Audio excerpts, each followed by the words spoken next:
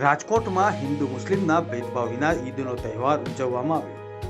મુસ્લિમ બિરાદરોએ હર્ષભેર કરી ઉજવણી। મોટી સંખ્યામાં સદર બજાર ખાતે નમાઝ અદા કરી અને એકબીજાને શુભેચ્છાઓ પાઠવી સમાજમાં એકતા જળવાય તેવી દુઆ પણ કરી। Rajkot police commissioner, DCP, ACP સહિતના અધિકારીઓ સાથે ઉજવણી કરવામાં આવી હતી।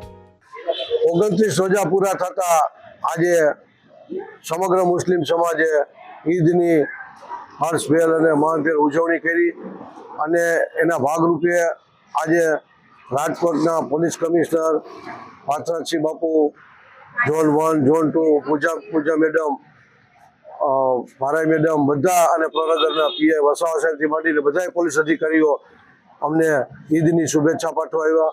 અમે પણ રાજકોટની જાહેર જનતાને ઈદની ખૂબ ખૂબ શુભેચ્છા પાઠવી છે અને આજના મુબારક દિવસે એવી દુઆ કરી છે કે રાજકોટ હંમેશા કોમી એકતા અને ભાઈચારાનો પ્રતીક રહીએ। ગઈકાલે જ ચેટીચાંદની યાત્રા નીકળી હતી, એ યાત્રાનું પણ અમે સ્વાગત કર્યું અને આવનારા દિવસોમાં પણ રામનવમી છે એમનું પણ અમે સ્વાગત કરવાની છે।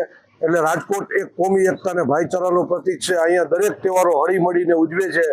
ફરીથી રાજકોટની જાહેર જનતાને આજના ઈદના મુબારક દિવસે ખૂબ ઈદની શુભેચ્છાઓ પાઠવી છે। ખાસ તો સવારે આજે નમાઝ અદા કરીને કેટલા લોકોએ ભાગ લીધો હતો અને કઈ જગ્યાએ?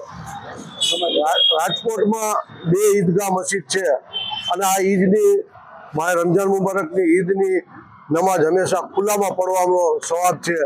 એટલે સદરના ઈદગાહની અંદર અમારા સદર જુમા મસ્જિદના હાજી બકરમ બાપુએ આ નમાઝ અદા કરાવી હતી અને અહીંયા મોટી સંખ્યાની અંદર લોકો ઈદની અંદર ખુલ્લામાં નમાઝ પડી અને અલ્લાહ આગળ દુઆ કરી કે અમારો ભારત દેશ એકતા અને ભાઈચારામાં રહીએ અને અમારો દેશ વિશ્વ ગુરુ બને એવી આજના મુબારક દિવસે અમે દુઆ કરી।